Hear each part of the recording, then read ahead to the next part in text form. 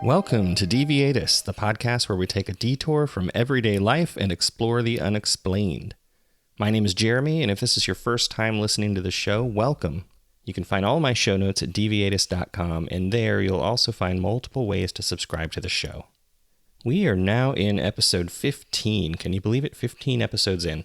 Today's episode is serving kind of double duty as an experiment as well. Similar to last week's episode, there's going to be an online survey I'm going to link to for your feedback. I would like to highly encourage you to listen to this episode with headphones and have a pad and pen ready to document what you've heard. Last week's episode had record downloads on launch day, and I received a ton of positive feedback on the experiment I ran with the EVP. I haven't yet received the number of responses I was looking for, so the survey's still open. However, I can tell based off the survey results thus far, the audible volume of the EVP may not be as loud as it needs to be, so I'm going to change it up a little bit. This week I'm going to share with you some of the audio recordings from a controversial paranormal investigation technique using the SB7 Spirit Box. And I have to admit, I've only used this device a few times, and I have my own opinion about it that I won't share with you at this time. Instead, I want you to develop your own opinion about what you're hearing. But in order for you to make an informed decision, I feel it's only fair to explain how the device works, as well as what criticism the skeptics have for its use. In addition, I'll explain how I've attempted to avoid the circumstances that the skeptics used to debunk voices heard through this device for my experiment. Let's talk about how it works. The Spirit Box scans through radio frequencies, much like your tuner in your car's sound system. It can be set to scan frequencies at different time intervals. All the recordings you'll hear in this episode have been set to scan at 250 milliseconds. This means the radio stations that you're audibly hearing changes 4 times per second. Think about how many words come out of your mouth in one whole second when you're speaking normally. It shouldn't be a lot if you're speaking at a normal pace for 1 second. But now think of how many words might come out in about a quarter of that time. With a normal rate of speaking, you may be lucky to get out 1 whole syllable out of your mouth, possibly 2 if you're a really fast speaker. Keeping that in mind, different radio frequencies have voices coming through them.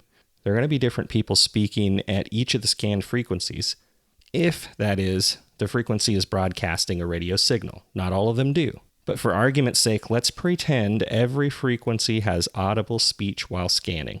Each frequency should still have a different person's voice heard through the speaker. Eventually, you might have combinations of speech sounds from various people that could possibly sound like words, but they should be in different voices. Here's an audio clip so you can hear what the SB7 Spirit Box sounds like without any suspected voice phenomenon. I'm going to play that now.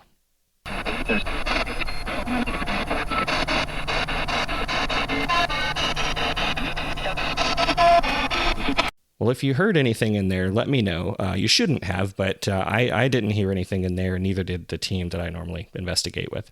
So with that in mind, it may be possible to regularly hear single-syllable words from time to time from one voice. For example, I've got another clip for you to listen to. This is a sample clip, so this one doesn't relate to any of the questions, nor did the one before it. Hello? Hello? Hello? Hello? All right, so this is an example of clear vocalization of a word, but for a very short duration, and it's difficult to ascertain just by listening if what is heard lasts longer than the duration of the frequency scan. So the word hello, I heard hello. Did you think it lasted longer than 250 milliseconds or a quarter of a second? Very difficult to tell, right? So what I did was I downloaded this file into Adobe Audition. There I was able to determine, using the waveform of the word, that these 2 syllables lasted nearly 2 cycles. Still probably not the strongest evidence, and we kind of tend to throw these examples out because they don't meet all of our criteria. So here's what I look for. Anytime we're listening to these, you're looking for multiple syllables coming from the same voice. Okay, that's number 1. These voices should be heard through the duration of multiple frequency scans. So the more scanned frequencies the voice is heard, the better chance it is it's not coming from one of those radio frequencies and there's an unexplained source. If you can hear a whole sentence, that's considered far more compelling than 2 syllables. So now that you know what to look for, let's talk about what skeptics have to say about this type of device. And let me remind you, I do welcome skepticism. It is a necessary thing in this type of work. It's got to keep us all grounded. Okay, skeptic argument number 1. The app version of this device may be programmed to randomly say words. Okay, so I don't know if that's true or not, but it's logical to assume that an app can be programmed to do pretty much anything you want it to. We didn't use an app for these recordings, only the SB7 Spirit Box, which simply scans through radio frequencies. Skeptic argument number 2. This type of evidence is always presented in videos with captions for what you're supposed to hear. This is exactly why I'm conducting this experiment on a podcast. If you are hearing it via my YouTube channel, I do not caption my videos. Really, all I have is one high-definition image that plays throughout the duration of all my podcasts on there. So you're not seeing any words except for maybe the title of my episode. Skeptic argument number 3. Your brain is perceiving what answers to expect. Now, I've heard this a lot, but I'm not sure I buy into it, especially if you find multiple syllable words spanning several frequencies and they happen to be spoken in the same voice. But just the same, I'm playing the devil's advocate by providing half of my audio samples as what I'm calling a blind option, meaning that 4 out of the 8 clips I'm going to share, I'm not providing any context about what is said prior to the clip or what questions were asked. I'm simply going to play the recording.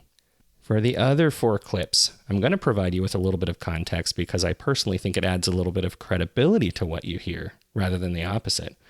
But to satisfy the masses, I've done both. So you're going to have 4 clips that are blind, no context, and 4 clips with some context.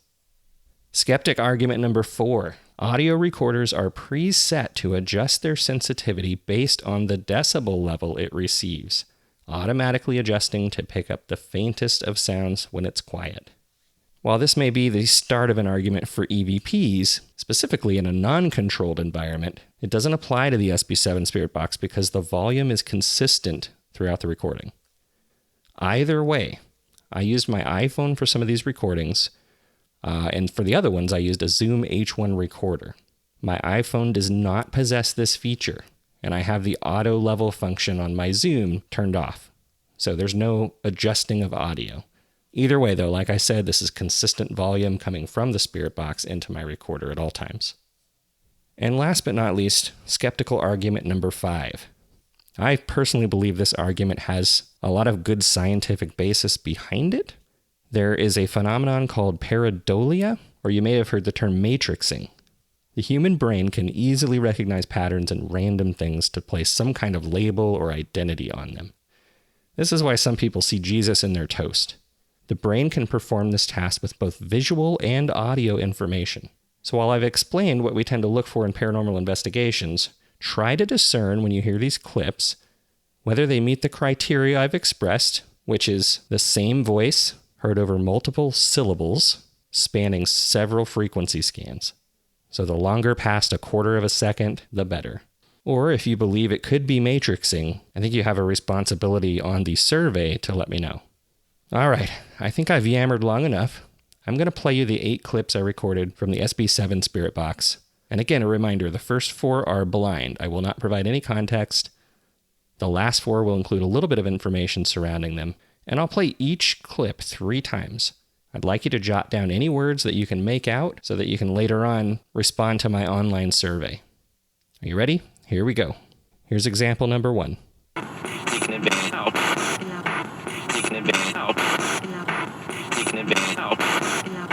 Okay. Here's blind example number 2. In the dark. In the dark. In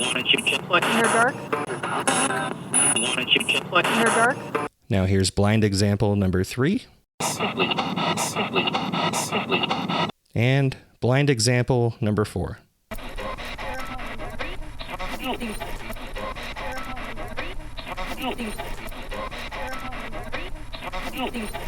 All right, now for clip 5, I'm going to kind of tell you a little bit about it. This was during a session where a couple of voices were coming through and someone live listening, which means they were recording, but they also had headphones on.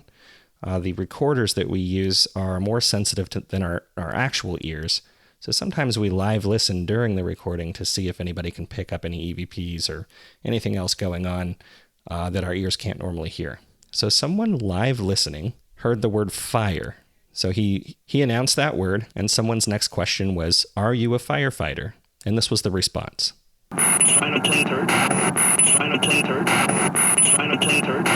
All right, so here is recording number 6. A little context around this one. This immediately followed the previous recording. So a lot of these recordings I'm not playing in order, but this is the only one which immediately followed the previous one. One member of the group pulled out a cigarette lighter and asked, "What do you think of this?" And here's the response we heard.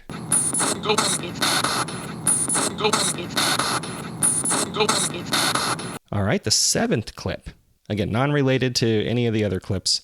We had wrapped up a session and we thanked them for communicating with us. Then we said we would be back very soon with another group of people. And here's what it said.